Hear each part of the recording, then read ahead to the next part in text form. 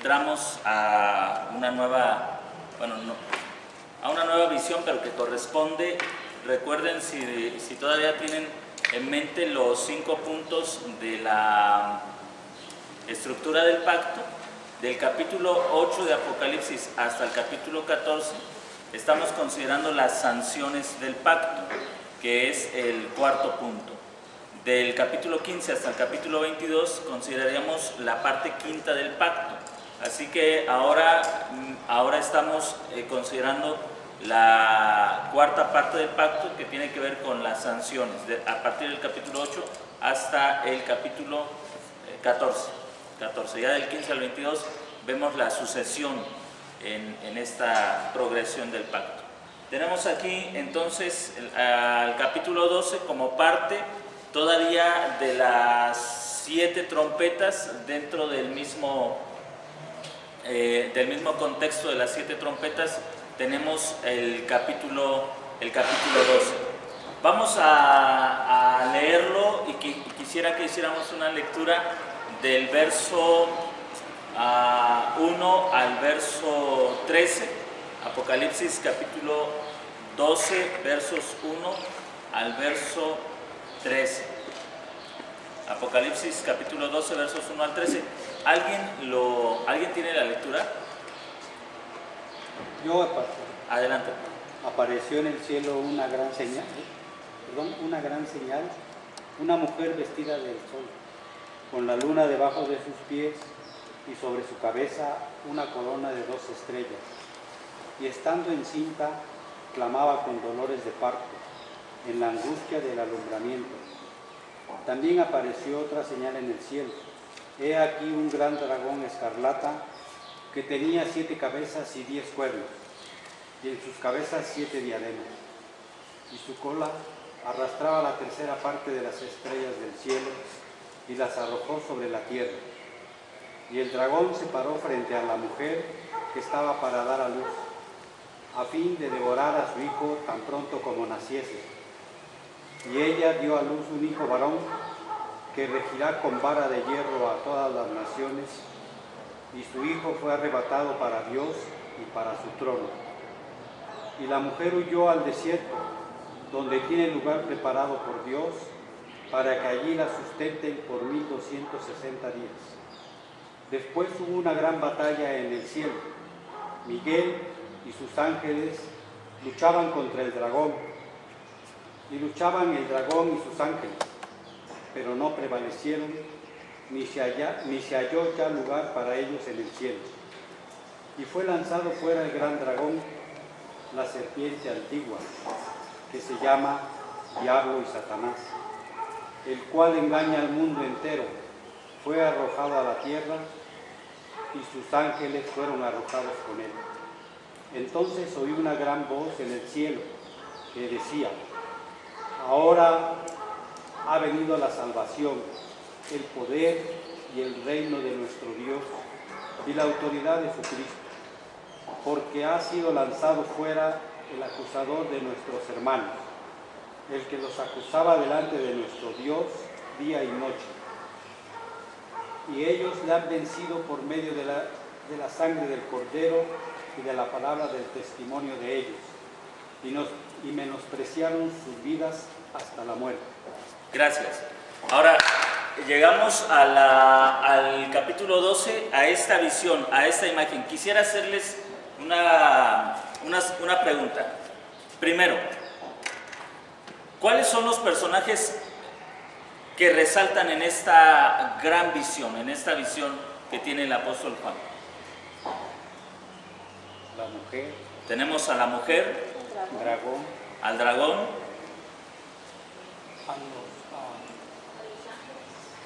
perdón, al ángel, a los ángeles, a la serpiente, a Satanás. Se nos está pasando ahí un personaje, el hijo varón. Así que tenemos a la mujer, al hijo varón, a la descendencia, que también se menciona en uno de los versículos, al gran dragón escarlata, a Miguel y a los ángeles que hacen guerra en el cielo. Tenemos entonces ya la visión, el panorama de los personajes que salen a escena en esta visión. Luego, ¿cuál consideran ustedes que sea el tema central en el capítulo 12? ¿De qué hemos venido hablando a partir de la séptima trompeta? ¿De qué hemos venido hablando? De la entronización del Hijo, ¿sí? Ahora, ¿cuál consideran ustedes que es el pasaje, el tema central en Apocalipsis capítulo 12? La encarnación de Dios. La encarnación. El varón. Regresen a los versículos 12 y 13.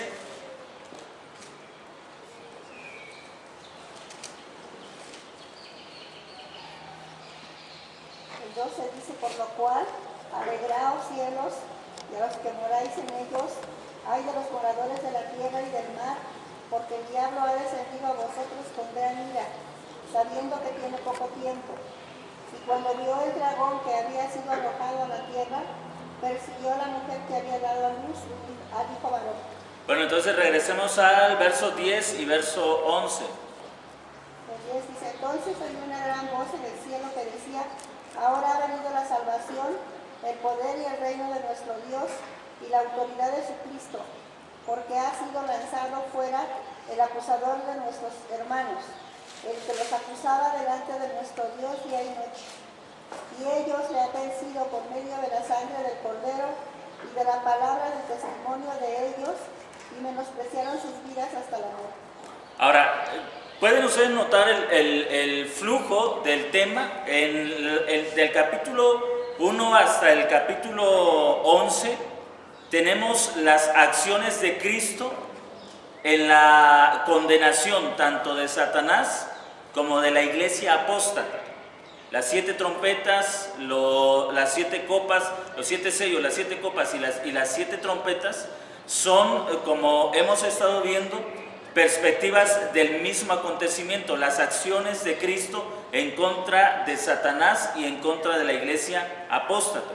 A partir del capítulo 12, nuevamente tenemos la misma imagen, pero ahora con una visión diferente.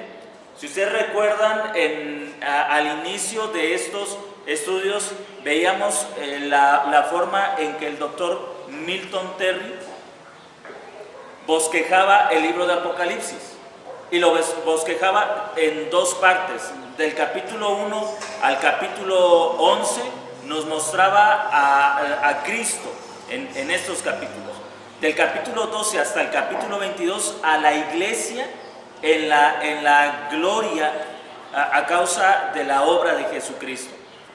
Y en este capítulo 12, en el versículo 10 y 11, nuevamente vemos una alusión a la entronización de Jesucristo, pero vista desde la perspectiva de la iglesia. En otras palabras, ¿cómo es que el hecho de que Cristo haya sido entronado viene a afectar a la iglesia? ¿Cómo es que el verbo sentado en el trono afecta la dinámica de la iglesia aquí en la tierra? Nuevamente quiero que tengan esto en mente. Entonces, del capítulo 1 al capítulo 11 vemos a Cristo en su calidad de rey ejecutando juicios sobre el pueblo apóstata, sobre la iglesia apóstata y sobre Satanás.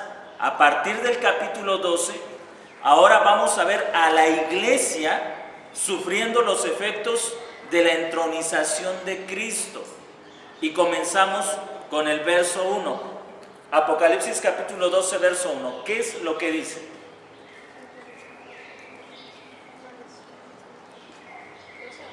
¿12:1? Apareció en el cielo una gran señal, una mujer vestida del sol, con la luna debajo de sus pies y sobre su cabeza una corona de 12 estrellas. Muy bien, tenemos una gran señal.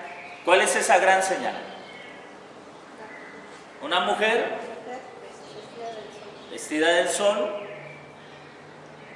¿Qué otra característica? Debajo de sus pies. Con la luna debajo de sus pies y y una corona de 12 estrellas. 12 estrellas. Bueno, ¿han leído ustedes, por ejemplo, en el libro de los Salmos que el salmista dice: los cielos cuentan la gloria del Señor? ¿Sí? ¿Conocen ese salmo? ¿Y qué añade después? Y el firmamento anuncia la obra de sus manos. Bueno, ¿qué es lo que vio el apóstol Juan? Probablemente vio la constelación que es conocida como la constelación de Virgo, donde, y quiero hacer una diferencia entre astrología y astronomía, que son dos aspectos diferentes. Desde siempre la Iglesia cristiana ha afirmado que toda la creación habla acerca de la obra de Dios. Eso incluye las estrellas, no en un aspecto de astrología que guía nuestras vidas o de signos zodiacales, de a ver de qué fecha soy y que guía nuestras vidas, sino que anuncia precisamente la obra de las manos de Dios, de manera que el hombre, antes de la revelación, pudo conocer las obras de Dios en la revelación general a través de lo que las mismas estrellas hablaban de ese poder de Dios. Hay algo curioso, hermanos, y uso la palabra curioso, porque la mayoría de los eruditos bíblicos fechan el nacimiento del Señor Jesucristo en el año 3 antes de Cristo, en el mes de septiembre, donde precisamente la luna está en lo que astronómicamente se llama la casa de Virgo, y el sol está precisamente en esa constelación, dando una imagen de una virgen dando a luz. Repito, tenemos que aprender a diferenciar entre astrología y astronomía. Cuando los magos vieron una estrella, probablemente la estrella que vieron fue esta, en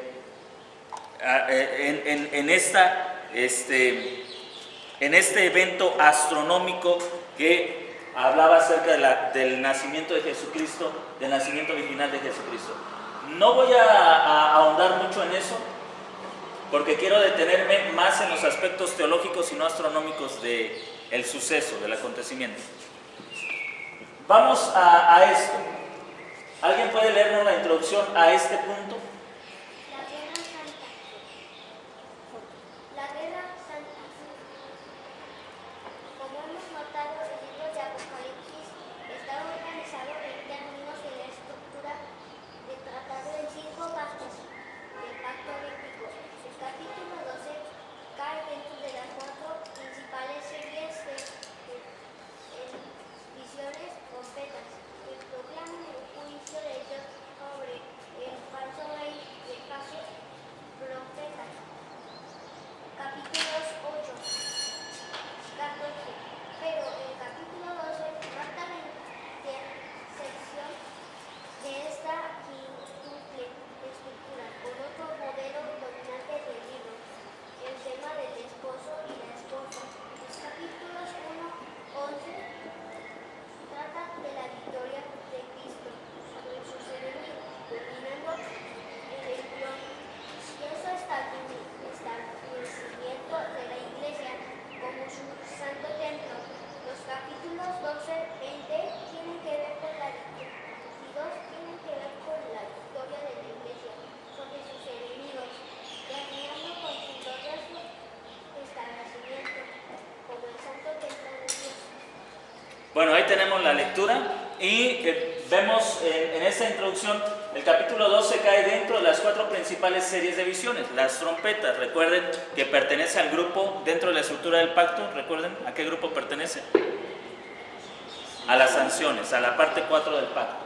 Luego tenemos que aquí al final, los capítulos 1 al 11 tratan de la victoria de Cristo sobre sus enemigos, y los capítulos 12 al 22 tienen que ver con la victoria de la Iglesia sobre sus enemigos, terminando con su glorioso establecimiento como el santo templo de Dios. Ahora, ¿quién es la mujer? Bueno, vamos a encontrar algunas interpretaciones en el capítulo 12. Vamos a encontrar algunas interpretaciones de quién es la mujer. ¿Alguno de ustedes tiene alguna idea de quién es esta mujer?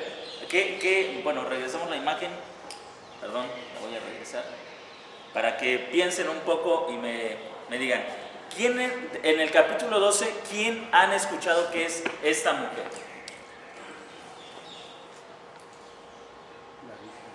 Es una representación del pueblo de Israel. Una representación del pueblo de Israel. Ajá. Esa es una postura. La Virgen María, que es una de las posturas más usadas por la Iglesia Católica. La Iglesia Católica. ¿Alguna otra postura? ¿Algún otro comentario que hayan escuchado? Dice que Jezabel. Jezabel. Ajá, que algunos así como. La identifican como a Jezabel. Ajá, como Jezabel.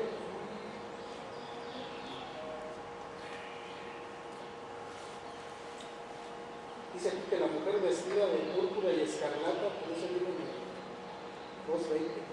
Ah, ok. Esa es la del capítulo 18, ¿no? 18-19. Ajá.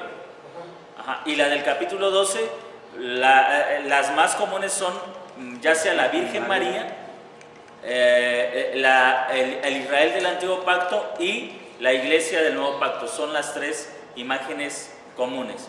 No sé si conozcan alguna otra aparte de estas tres.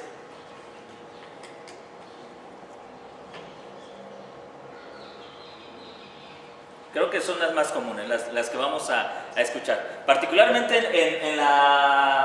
en algunas iglesias y tradicionalmente en la Iglesia Católica, la mujer del capítulo 12 es la Virgen María. De hecho, hay algunas representaciones basadas en este capítulo. Tenemos aquí precisamente en la primera postura, el número 1, la Virgen María. Sobre todo se basan también en que el Hijo que nace es arrebatado para el trono de Dios. Entonces, para algunos aquí tendríamos una imagen simbólica del nacimiento de Jesús a través de la Virgen María. El niño que nace es Jesús, que después es sentado en el trono de Dios. Esa es una primera postura. La segunda postura es la Iglesia del Antiguo Pacto o Israel. Y tenemos aquí un comentario de un expositor que sostiene este punto. Él escribe, este símbolo central es una mujer, una imagen bíblica familiar para la Iglesia, el pueblo de Dios, pero refiriéndose a la Iglesia del Antiguo Pacto, a Israel. Luego tenemos entre paréntesis, específicamente, como veremos, la mujer aquí representa a la Iglesia en la forma del Israel del Antiguo Pacto y da varias citas para apoyar esta postura. Isaías 26, 49 al 50, 54, 66, Jeremías 3, 4, Lamentaciones 1, Ezequiel 16, Oseas 1, 4, Miqueas 4. Tenemos dos posturas. La idea en esta segunda postura es que la mujer representa a la Iglesia del Antiguo Pacto, a Israel. El Hijo es Jesucristo, que nace de las promesas que fueron hechas en el Antiguo Pacto al pueblo de Israel. Estas son dos posturas muy comunes en la Iglesia cristiana. ¿Recuerdan ustedes cuál fue el propósito por el cual se escribió el libro de Apocalipsis? Si no me equivoco, Apocalipsis 1:7.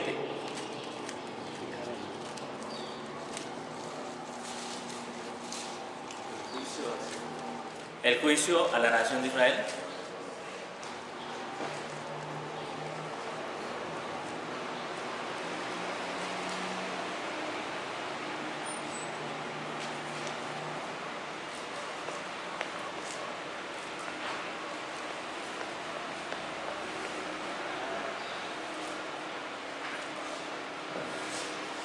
¿1:7 de Apocalipsis? ¿Alguien lo tiene?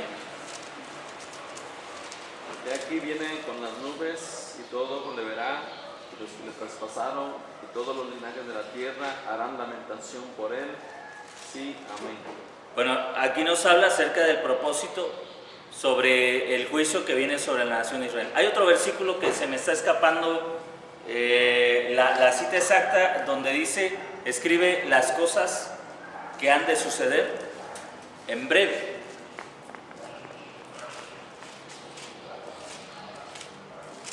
Probablemente ustedes lo recuerdan mejor que yo.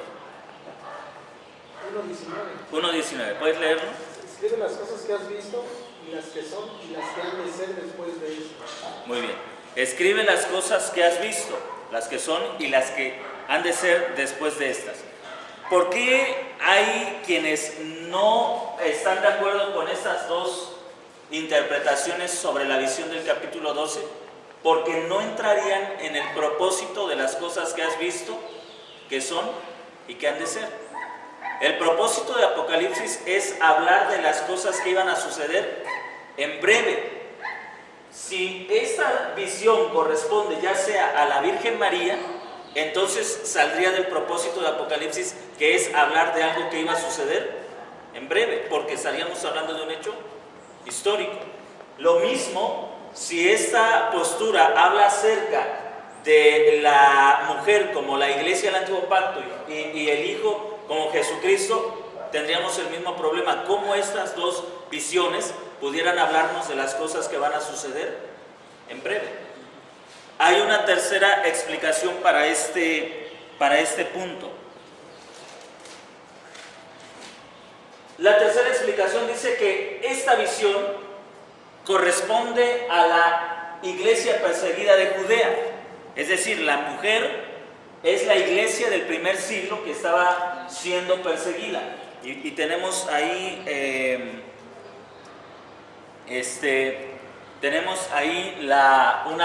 un breve comentario. ¿Alguien puede leer el comentario que tenemos ahí? Los emblemas con los cuales está adornada la mujer no parecerán impresionantes ni extravagantes si recordamos el lenguaje con el que el profeta se dirige a Israel. Levántate, resplandece, porque ha venido tu luz, y la gloria de Jehová ha nacido sobre ti. Muy bien. Vamos a Isaías, capítulo 60, verso 1.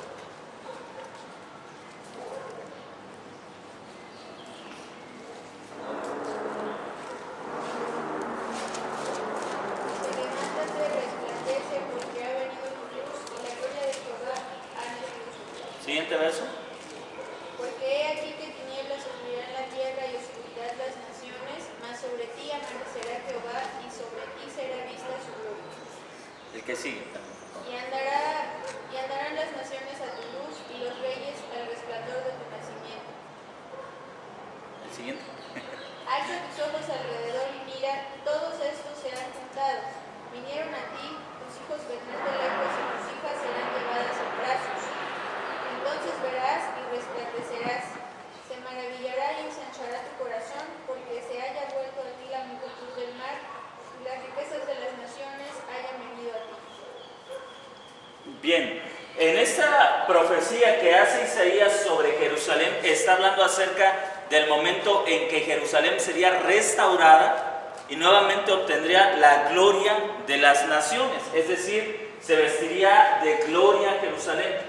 Parece ser que el profeta está tomando como trasfondo precisamente Isaías 60 cuando dice que ve a la mujer vestida de gloria o vestida con el sol. Repito lo que escribe el comentarista: los emblemas con los cuales está adornada la mujer no parecerán incongruentes ni extravagantes si recordamos el lenguaje con el que el profeta se dirige a Israel. Levántate, resplandece, porque ha venido tu luz y la gloria del Señor ha nacido sobre ti. ¿Quién es la luz o la gloria de la iglesia? Cristo. Cristo es la gloria de la iglesia. ¿Sí? Así que el profeta está diciendo que la iglesia o que el pueblo sería vestido de gloria cuando el Hijo viniera. Y creo que está haciendo, si leemos cuidadosamente el capítulo 60 del profeta Isaías, se está haciendo una referencia clara al día en que aquella iglesia reinaría por el reinado de Jesucristo. El reinado de Jesucristo es la gloria de la iglesia. La iglesia resplandece a causa del reinado de Jesús. Por eso es que nosotros vamos a tomar o a sostener esta tercera postura, donde la mujer que aparece vestida del sol es la iglesia, pero no cualquier iglesia, no la iglesia del antiguo pacto, no la iglesia de todos los tiempos, sino la iglesia de Judea, la iglesia de Jerusalén, la iglesia del primer siglo que fue perseguida y que vivió en el periodo de la ascensión de Cristo y el derrocamiento del templo como consecuencia de la entronización de Jesús. Así que tenemos aquí este punto. Bueno, quisiera preguntarles, si vamos entendiendo, si tienen alguna duda, hermanos, algún comentario.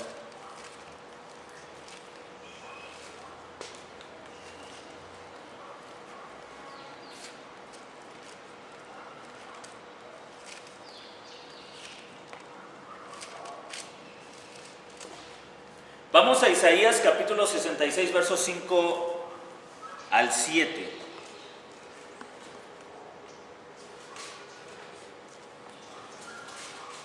Isaías capítulo 66, versos 5 al 7.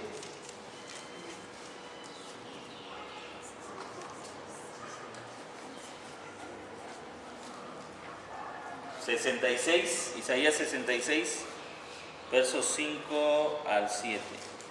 Dice: oíd palabra de Jehová, vosotros los que tembláis a su palabra, vuestros hermanos que os aborrecen y os echan fuera por causa de mi nombre, dijeron: Jehová sea glorificado, pero él se mostrará para alegría vuestra, y ellos serán confundidos. Voz del alboroto de la ciudad, voz del templo, voz de Jehová que da el pago a sus enemigos. Antes que estuviese de parto, dio a luz. Antes que le viniesen dolores, dio a luz hijo.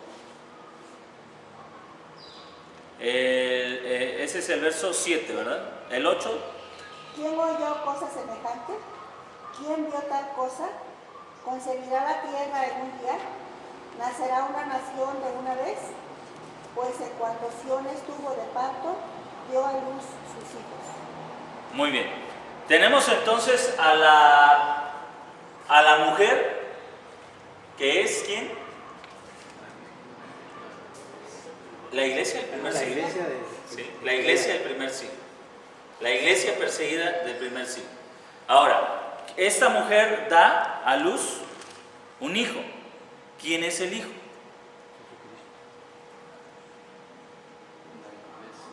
¿Perdón? Sí, bueno, de hecho, si repetimos la lectura de Isaías 66, versos 7 y 8, vamos a ver qué dice el texto. 7 dice: antes que estuviese de parto, dio a luz. Antes que le vinieran dolores, dio a luz hijo. ¿Quién oyó cosa semejante? ¿Quién vio tal cosa? Ahí deténgase un momento. Sí. Dio a luz un hijo. Luego observen cómo en el verso 8, ahora de un hijo pasa a muchos. Observen lo que dice el siguiente verso. ¿Quién oyó cosa semejante? ¿Quién vio tal cosa? ¿Concebirá la tierra en un día? ¿Nacerá una nación de una vez? Nacerá una nación. ¿Quién es el hijo? La iglesia. Una nación. ¿Nacerá una nación en un día? Continúa el texto, por favor. Pues en cuanto Sión estuvo de parto, Sión estuvo de parto. ¿Quién es Sión? Bueno, el libro de Apocalipsis nos dice que la verdadera Sión es la iglesia. ¿Sí? La iglesia. Así que sí, precisamente, tenemos aquí varias formas de describir a la iglesia. La iglesia del primer siglo da a luz un hijo. El hijo es arrebatado para el trono de Dios. Ahora, esto, hermanos, no es extraño, porque si ustedes recuerdan, en los primeros 3 capítulos de Apocalipsis, Apocalipsis 2 y Apocalipsis 3, vamos a encontrar que el mismo Señor Jesús promete a quienes son fieles regir las naciones y sentarse en el trono con Él, ¿sí? Ahora, la Escritura también nos dice en Efesios que nosotros estamos con Cristo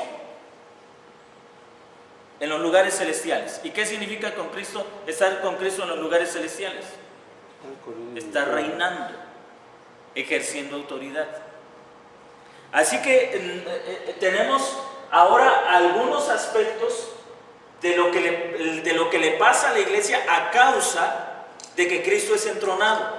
Número uno, la iglesia perseguida es perseguida por causa de que Cristo está siendo entronado. Y los hijos que están siendo perseguidos, algunos están muriendo por causa del testimonio de Cristo, pero eso no tiene o no le quita valor o importancia a otra realidad. La iglesia está sentada con Cristo en los lugares celestiales. La iglesia como un todo es el hijo varón que en Cristo ha sido sentada en los lugares celestiales para ejercer autoridad sobre la tierra. Y podemos regresar, le repito, a Efesios, a Colosenses, donde Pablo nos habla también de forma extensa sobre estos aspectos de Cristo reinando y la iglesia ejecutando la voluntad de Dios en la tierra. También tenemos otro aspecto, los descendientes de esta mujer, el hijo que es llevado al trono, hablándonos probablemente de aquellos que han muerto por Cristo y aunque están muertos en la carne, viven para Dios y reinan juntamente con Cristo, y de los otros creyentes que estaban vivos y siendo perseguidos. Lo que se nos está diciendo es, la iglesia ha sido cubierta de gloria. Algunos de sus hijos han muerto, pero esos que están muertos no han muerto como débiles, sino han muerto y en la presencia de Dios siguen reinando. Y los otros están siendo perseguidos, pero la gloria de la iglesia no puede ser opacada. Tenemos entonces una visión de la iglesia del primer siglo en los conflictos que estaba viviendo esta iglesia. Hermanos, ¿tienen alguna pregunta, alguna duda sobre esto?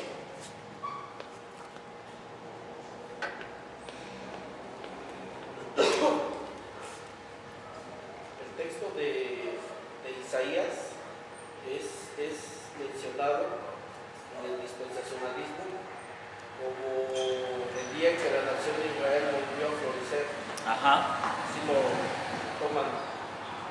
Lo aplican particularmente a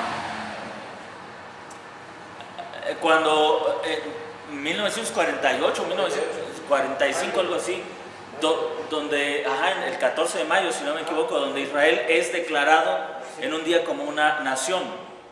Ajá. Como un cumplimiento. No, de hecho, me parece que ¿cuándo nació una nación en un día? Hechos capítulo 2, en Pentecostés. Se formó un pueblo en un día por la venida del Espíritu Santo. Ahí se formó un pueblo en un día. Creo que Isaías 66 está hablando particularmente de ese momento en el que Dios está formando un nuevo pueblo tras la venida del Espíritu Santo. En un solo día estaba levantando una nueva humanidad en Pentecostés.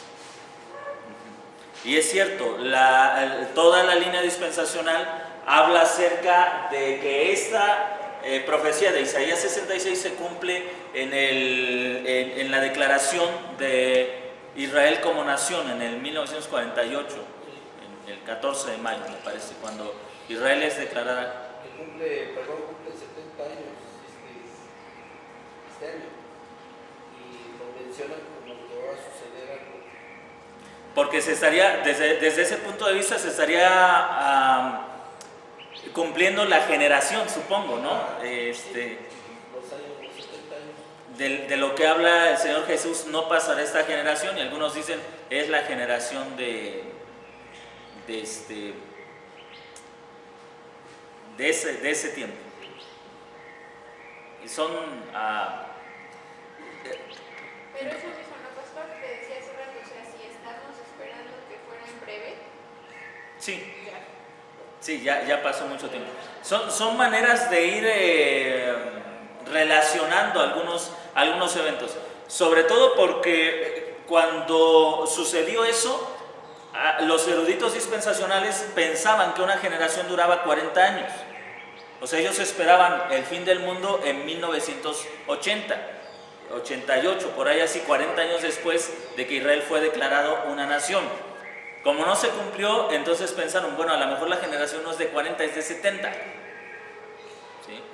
Así que ahora están esperando que ahora que se cumplen los 70 años, suceda lo que no sucedió en los 80, finales de los 80, que esperaban una catástrofe universal. Así es. Pero son puntos de vista, creo, errados, al seguir aferrándose en el Israel étnico y no entender lo que la muerte de Jesucristo logró al crear un nuevo pueblo que fuera celoso de buenas obras. Uno solo, así es, ese nuevo pueblo.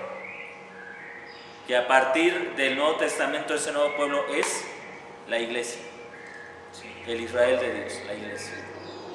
Así es. ¿Alguna pregunta más, hermanos? ¿Algún comentario? ¿Alguna duda?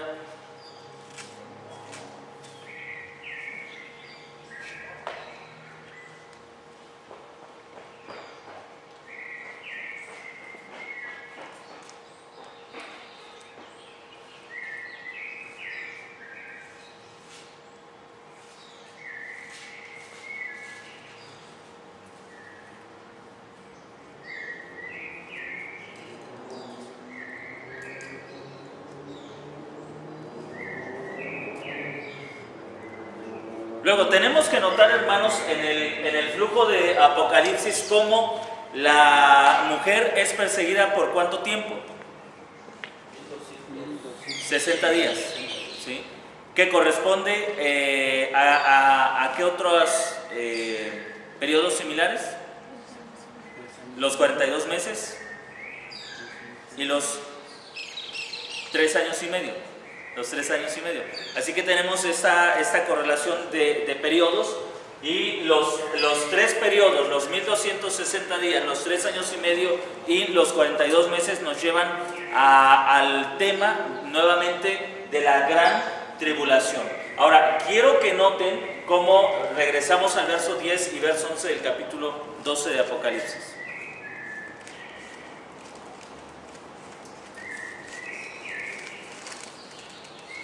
¿Alguien lo tiene? ¿Puede leerlo?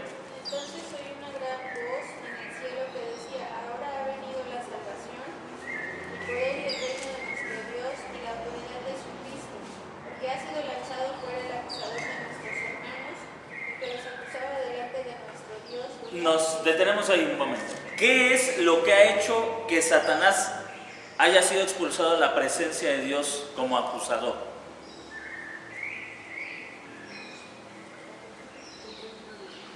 El reino de Dios,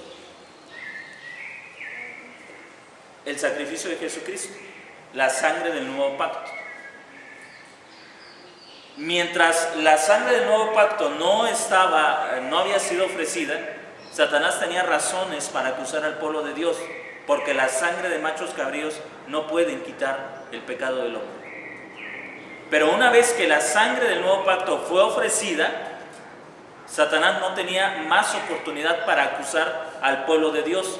De ahí también el por qué el templo tuvo que caer, porque ya no había más necesidad de sacrificios.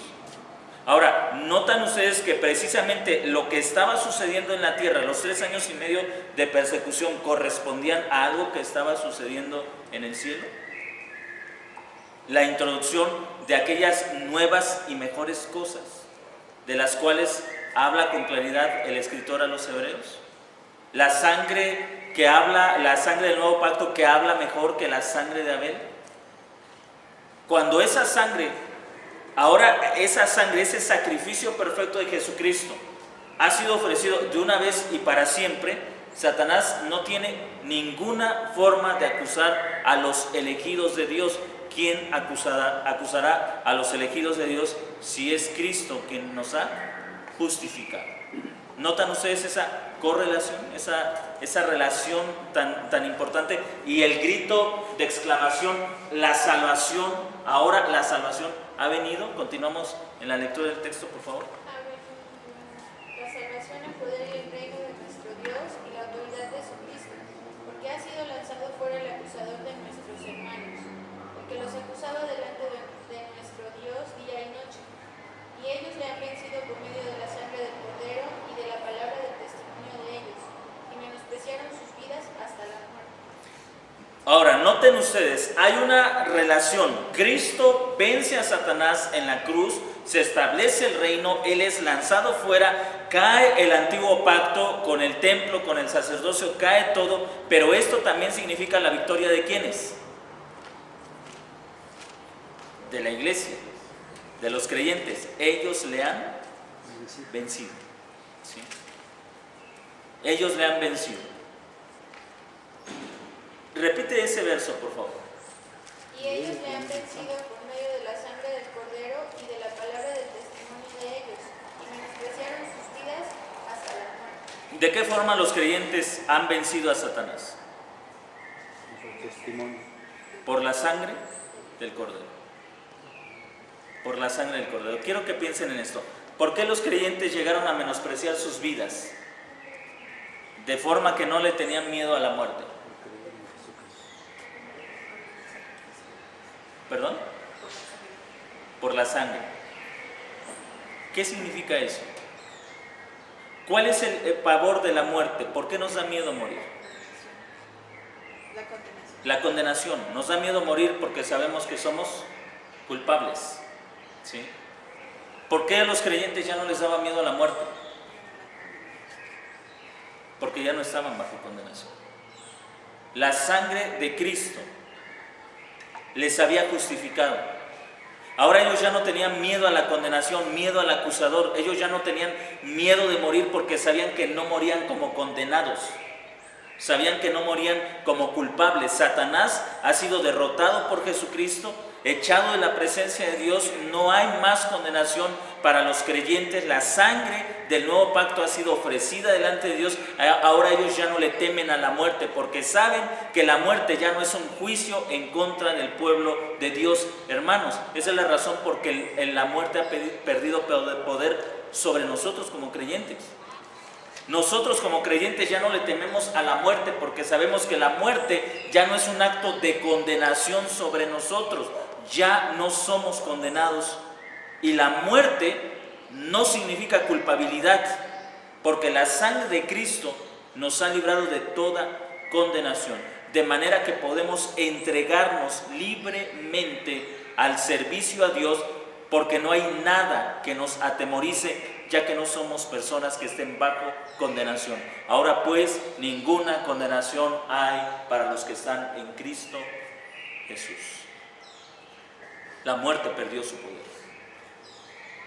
La muerte fue vencida en la cruz del Calvario.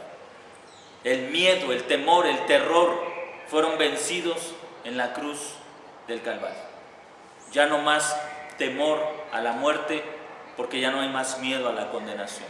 Cristo ofreció un sacrificio para liberarnos de la condenación y fue aceptado por el Padre.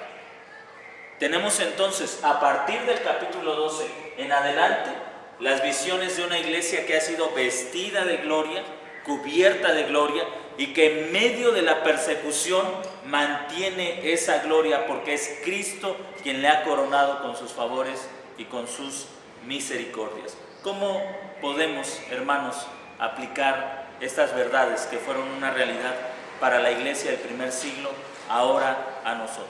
¿Cómo las podemos vivir?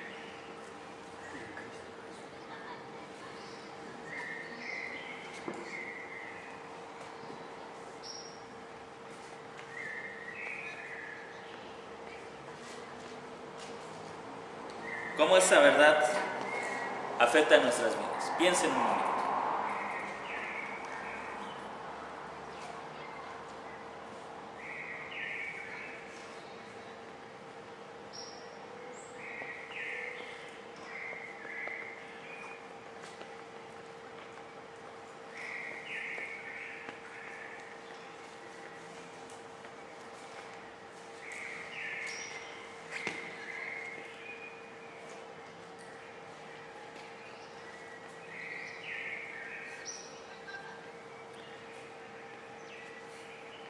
regresen conmigo al huerto del Edén.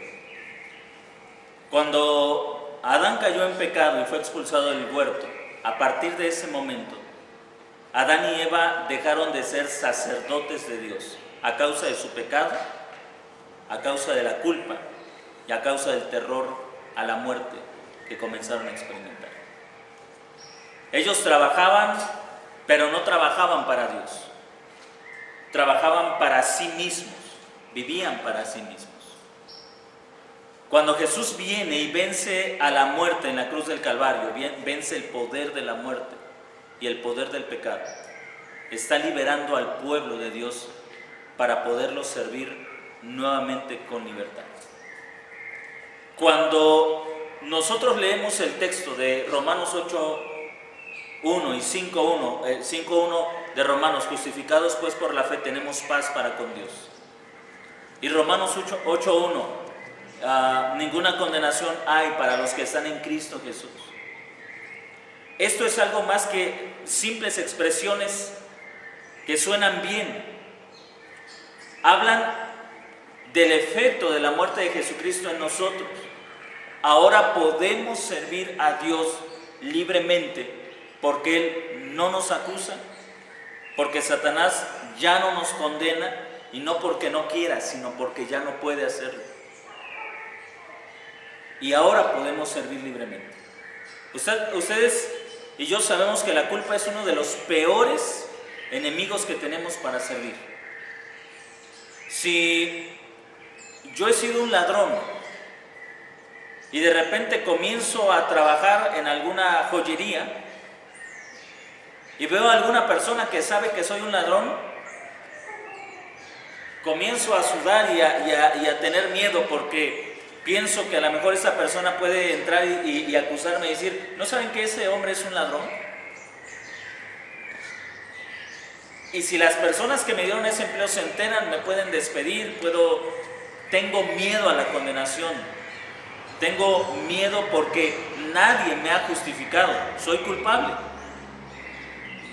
Pero cuando una persona ha sido justificada, no tiene más miedo de su pasado, porque sabe que ha sido declarado como justo.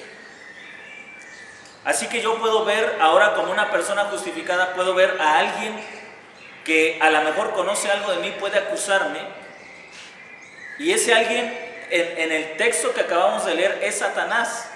Satanás es el acusador de nuestros hermanos, dice el texto. Él es el que se presentaba delante de Dios y decía, ¿conoces a Pablo? ¿Sabes que él mató a muchos de tus seguidores? ¿Sabes que él es un asesino? Pero ahora resulta que Pablo dice, ahora pues ninguna condenación hay para los que están en Cristo Jesús, y eso lo incluía a él. ¿Por qué Pablo podía predicar libremente el Evangelio? No porque a él se le haya olvidado qué tipo de persona era antes de predicar el Evangelio, sino porque él confiaba en que Cristo lo había justificado. Ahora, cuando Pablo enfrenta la muerte, él no tiene miedo de morir porque sabe que al enfrentarse a Dios, al estar en la presencia de Dios, Dios no le va a decir, tú mataste, tú fuiste un asesino de quienes creyeron en mi Hijo.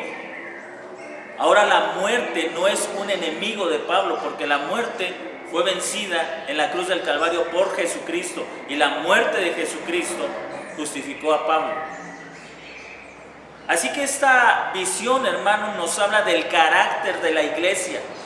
Una iglesia que entiende la justificación, una iglesia que entiende la salvación, que entiende la doctrina sobre el Cristo entronado. Es una iglesia que no tiene temor a hacer lo que Cristo le ha llamado a hacer. No tiene temor a la muerte, no tiene temor a la persecución, no tiene temor a ningún enemigo, porque sabe que el único que le puede condenar ya le ha declarado justo. ¿Qué temor podemos tener entonces para hacer la obra que nos ha sido encomendada? Y eso debe provocar gozo en nosotros como creyentes. Eso es lo que nos enseña el verso 10 y verso 11. La exclamación de gozo, la salvación, el poder, el reino, ahora son de nuestro Dios y de su Cristo. Y eso nos debe alentar a la misión que tenemos por delante. El saber que Cristo, quien puede condenarnos, nos ha justificado y a Él se le ha entregado todo el poder y toda la gloria. Deberían de ser estas las bases sobre las cuales nosotros como iglesia ejerciéramos nuestro ministerio aquí en la tierra. Como la iglesia del primer siglo, nosotros tenemos mucho que hacer, demasiado. Y nos vamos a enfrentar a voces que nos van a condenar. Nos vamos a enfrentar a pensamientos, a ideas, a filosofías que nos van a condenar. Pero si estamos convencidos que el único que nos puede condenar ya nos ha justificado, nuestro camino no se puede detener. Nuestra tarea, nuestra lucha no se puede frustrar. Y si eso implica morir por causa de lo que creemos es la verdad, incluso moriremos con gusto, porque sabemos que la muerte misma ya ha sido vencida. Todo esto es un aliento para la iglesia. La iglesia del primer siglo debió encontrar aliento en esta imagen y la iglesia del siglo XXI debe seguir encontrando aliento en todas estas imágenes que el libro de Apocalipsis nos recuerda. La iglesia tiene una misión que cumplir, pero la debe cumplir sobre la plena convicción de que Cristo está sentado en el trono y que Él nos ha declarado justos a nosotros. Podemos enfrentar entonces al infierno mismo, porque el infierno mismo ya ha sido derrotado por nuestro Señor.